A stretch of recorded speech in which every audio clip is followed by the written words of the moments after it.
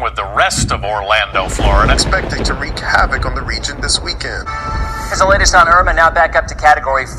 That track continues to come a little bit closer, unfortunately. But it's only a couple miles per hour away from being a Category 5 hurricane. Changes, that westward kind of leaning certainly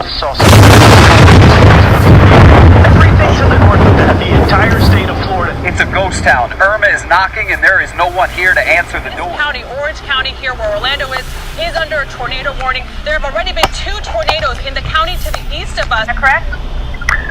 Yeah, we lost count about 5-6 hours ago. Downtown Orlando, so this is Roslyn Avenue. That's just north of Lake Eola. Today's date is Thursday, September 7th, 2017. Category 5 hurricane that is headed for us here in Orlando, Florida. And I don't know what's going to be left when all this is over with, but it is coming for us. Anyways, they already declared a state of emergency for us here in Orlando. This video is mostly for insurance purposes. Fence. This is my fence. Roof up here. I recently had that. I worked very hard on this yard. There's nothing out here at all when I got the house. Tree. Very, very, very close to my wall, south elevation wall.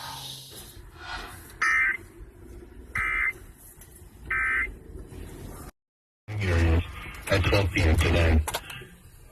Families should begin evacuation procedures at this time. Go to a concrete masonry wall structure or emergency shelter before the storm arrives. Here it comes, guys. At around 6 a.m. on Thursday, I was awoken by emergency alerts on my smartphone for a hurricane warning in the Orlando area.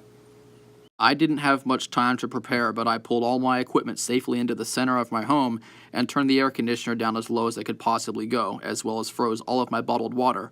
Even my cats knew something was up, with fear in their eyes that something terrible is about to happen. Looking at my weather app, watching Hurricane Irma closing in on my city was disheartening.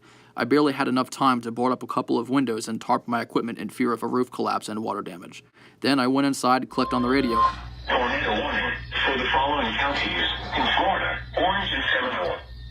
The National Weather Service in Melbourne has issued a tornado warning for southwestern Seminole County and east central Florida. After receiving a tornado warning through my stereo, I got a little bit spooked and I went to my girlfriend's house, who lives in a slightly stronger house than mine that was built with a solid roof and flat terrazzo, thinking I'd be a bit safer there.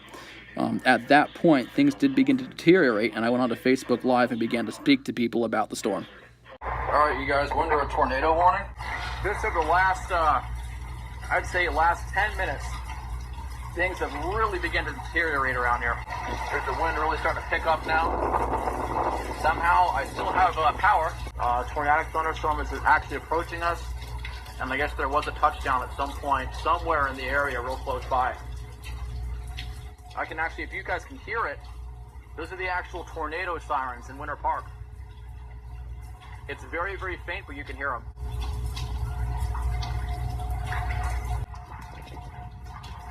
I actually have a GoPro right now set up in the kitchen window. It's right there. Whoa. At this point, I decided it was probably a bad idea to go home, and the girlfriend decided to cook all the things in the fridge, because without power, she would lose everything, it would spoil. I also set up a base weather station and prepared for the worst. Hey guys, gonna give you a Hurricane Irma update. Guys over in Maryland, Palm Coast, might want to go ahead and take cover. And the first big feeder band is actually gonna hit us right now. Several minutes after my last live broadcast, we lost power. I had no choice but to click on my weather app and watch Hurricane Irma slowly close in on the city. Beautiful.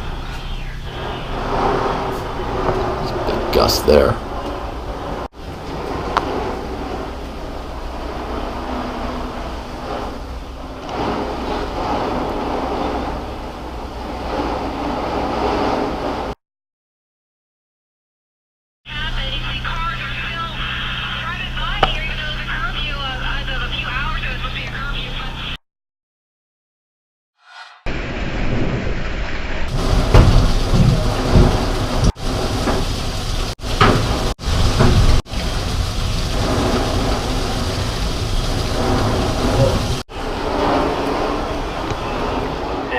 Facebook, don't know if you can see me or hear me. I am live right now. We are hitting the eye wall. We are in the hardest bands. The wind has been absolutely howling outside for hours. Multiple booms, trees down everywhere. Looked out the front door, can't even see outside. We are towards the end of it, but the entire house has been shaking all night. Lots of booms. Kim lost the porch. She lost her entire back porch, which is just ripped up. It was ripped like a rag doll. The core's over with, but we're still getting really bad straight line winds. We're getting big gusts. Looking out the kitchen window, I noticed the tree line is getting thinner and thinner and thinner. I have not been to my house yet to see the damage or assess the situation. I lost contact with the person at my house several hours ago. Earlier this evening, we heard somebody screaming. I was standing in the garage smoking a cigarette, and we heard someone just screaming, and I mean screaming in anguish. I don't know who it was, but one of my neighbors was definitely in trouble.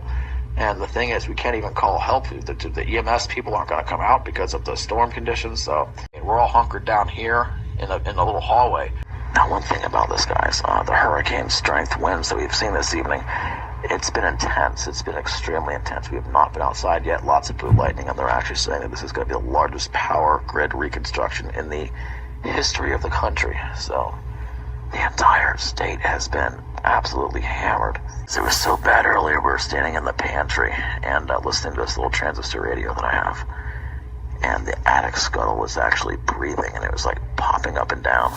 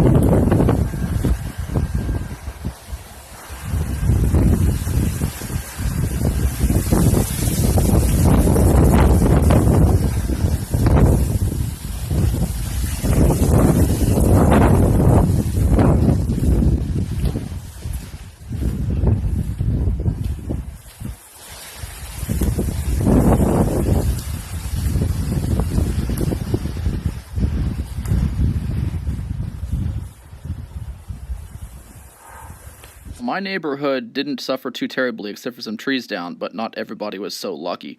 For example, these houses had a tree smashed into them, and this one here completely caved in and then burned. Lake Ivanhoe Park in the College Park neighborhood was hit severely by Hurricane Irma and lost many trees, some over 100 years old. The biggest tragedy of them all was the loss of the famous jump tree that kids had been jumping off of for nearly 100 years. Some sections of the Conway area were also hit severely by Hurricane Irma when tornadoes touched down and ripped up many old historic oak trees. Several days after Hurricane Irma came through and we had no power, we were out by the pool when suddenly we saw helicopters swoop overhead and many emergency vehicles. Aftermath of Hurricane Irma, there is a news chopper basically hovering over our neighborhood. Heard a lot of sirens and things, don't know what's going on. Smelling a lot of smoke, something's on fire somewhere, probably from a grid.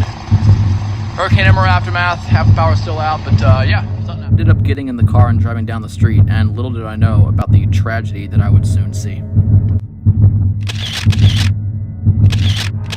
It does not look good. As the sound of generators buzzed along Eggleston Avenue this afternoon, a neighborhood without power since the hurricane, the shock of tragedy unfolded. That's according to Orange County deputies who say there were actually 6 people inside the house. They all suffered carbon monoxide poisoning. The other 3 people are on advanced life support right now. Their conditions are not known, but the Orange County Sheriff's Office says things are not looking good. Greg, I can tell you from talking with people here, this tragedy has rocked this neighborhood. Deputies say it was just after 5 this evening when a child in this house called 911. The deputy who responded was immediately overwhelmed by the smell of gas. Minutes later, fire rescue arrived, finding 2 people, one of whom was a child, dead inside the home. Another, who had made it outside, had also collapsed and died. Deputies say they were all members of the same family. The SAD meter is 1 to 10. This is an 11. 4 other people were taken to Florida Hospital South. Their conditions are considered serious.